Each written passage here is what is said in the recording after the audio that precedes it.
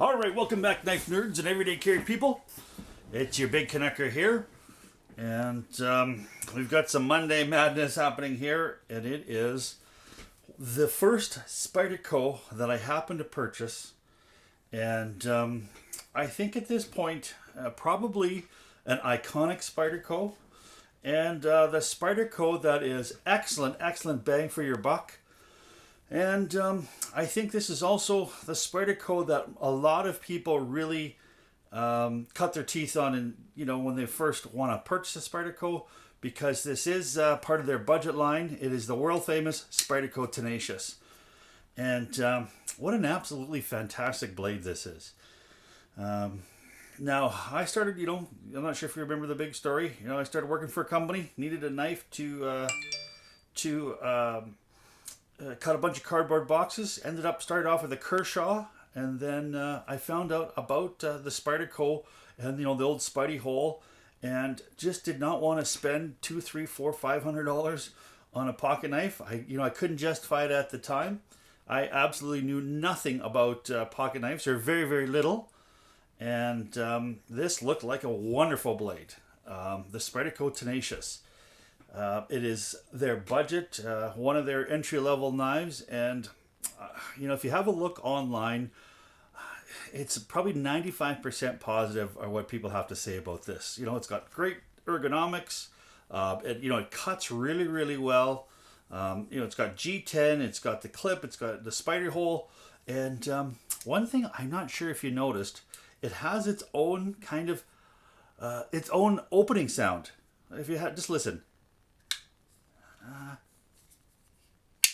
It's got that snap where if you open up some of the other Spydercos, they've got their snap too, but this one seems to have its own little, there we go, its own little unique opening sound that is uniquely tenacious. And I haven't played with this knife in a while, and I opened it up to clean it up. I used some Tough Glide in it, and the Tough Glide absolutely ruined the action of this knife.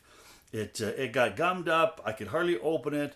I ended up pulling it apart, and I used some of this Blue Lube cleanser to try to melt away that Tough Glide and free the phosphor bronze washers in there, and to no avail. There was a set of them were stuck to the knife like they were welded, like they were glued. It was unbelievably brutal. And I tried to scrape it off and ended up bending a washer, and it was horrible. So maybe Tough Glide may work great in guns, but it just does not work very good in knives. And especially if you've got one in a knife that's hanging out for a long time, take it out, clean it, do something. Don't leave it inside of your knives. All right, let's go over some technical specifications on this wonderful little budget blade. Overall length, 7.76 inches, 197 millimeters. So it is just sub 8 inches. Close length, it is 4.45 inches. So, a great EDC size. Blade thickness is 3 millimeters. So you know what? It's going to be a slicer with the full flat grind. Tip carry position, it is a tip up or tip down, and it is fully ambidextrous too as well. So you got left or right hand carry, tip up, tip down, and I'm a tip up type of dude. Your blade length is 3.39 inches, which is just a smidge under 3.5 inches, which I'm not sure if you've been watching this channel, you know that I think 3.5 inches is the perfect EDC size. This is just a smidge smaller, so you know what? I guess what's that? That's about 1/4 of an inch or so difference, and I don't know. I don't think it makes that much of a difference here. So edge length is 3.39 inches too as well, so it's a full, as long as the blade is as long as you can cut, which is fantastic. G10, which is unbelievably great knife stuff, indestructible, has good grip on it, whether it's wet or dry for the most part, at least the way Spyderco does it. This Tenacious here is really quite a nice G10 on it. Looks nice. The fit and finish is pretty good on it. She's a liner lock, and it's, the liner lock is open to about 50%, and it's got kind of a okay liner lock. The country of origin is China. She's a Chinese knife, and well, I think a lot of folks have decided that Chinese knives aren't for them, but if you're on a budget and you're looking for a Spyderco I can see here I got a little bit of lube leaking out of here. If you're looking for a Spyderco and you're on a budget, you cannot go wrong with this Tenacious. Now, the big knock on this knife, if you're a steel snob or a knife nerd like me, is the 8CR13 MOV. Really easy to sharpen, and it's good to be easy to sharpen because this edge does not hold as well as some of the other steels that are out there, especially the super steels. Although, you know what? 15 years ago, 8CR13 edge holding ability would be probably one of the better ones out there, because don't forget, remember we had the 0440C, you know, we had some of the Chinese no-name steels and a lot of those maul knives that we got when we were a kid. And, you know, the Buck 110 with their, you know, 440 steel. And this would be just right along with it. Fairly tough steel 8CR13 MOV. It's not going to chip up on you. Fairly stain resistant too as well. Just the big knock is it's not going to hold the edge as long as some of the super steels that are out there. And of course we've got the full flat grind with a Spidey hole. We're going to look at a size comparison here. Well, we got a second. Here is your paramilitary 2, the big daddy of everyday carry. And of course we've got a wee little blade here. This is your Dragonfly 2. So you can show, you know, it's right in the size where you're going to want to have a good EDC blade. And of course, got to throw this knife out there because this is the one I'm carrying today. This is an unbelievable knife, the Capara. Anyway, so that just gives you kind of a size comparison of this this wonderful blade here. All right. So,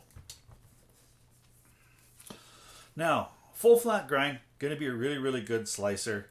It's got total flow through here too as well, so you don't have a backspace or nothing in there. So you're allowed, so this will be able to, you know, clean very, very well.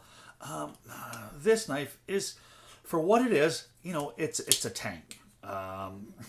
You know, I'm not going to say this is the hardest use folder that's out there in the land, but it, you know what, it does a really, really good job. It's a great beater knife.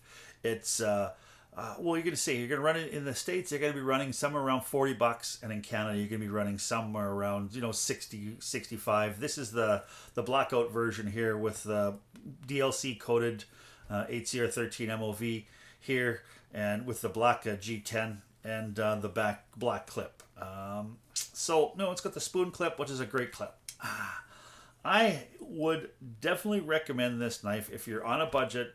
If you're looking at getting into the knife hobby and you don't want to spend a lot of money, because, you know, these paramilitary 2s and a Capara here, they can run you a lot of dough. And at $65 Canadian, $40 American, you're going to get one hell of a knife for that price. So, would I recommend this? Absolutely. If you're a collector, even, you know what, that's why I haven't got rid of this. It's an iconic Spyderco, and it's comfortable. It's got good jimping here with a little ramp here. It does the job well. It fits in your pocket really, really nice. Doesn't take up a whole lot of real estate. And I think if you're a Spyderco collector or a knife collector, I think you got to have a Tenacious in your collection, if anything other than just to have it, because it is a good looking knife and it does really, really well. And it's something that I think now that I've gotten it out and I've got it cleaned up, I will probably put a way wicked edge on here. I might mirror polish edge this and just keep this around, maybe on my desk as a letter opener, and you know, carry it occasionally just for some reminisce sake. All right, now on a scale of 1 to 10, overall, I think I'm going to give this knife probably a 7. Just overall, because of the 8CR13 MOV steel. That's the only thing this thing doesn't do well, and that's hold an edge.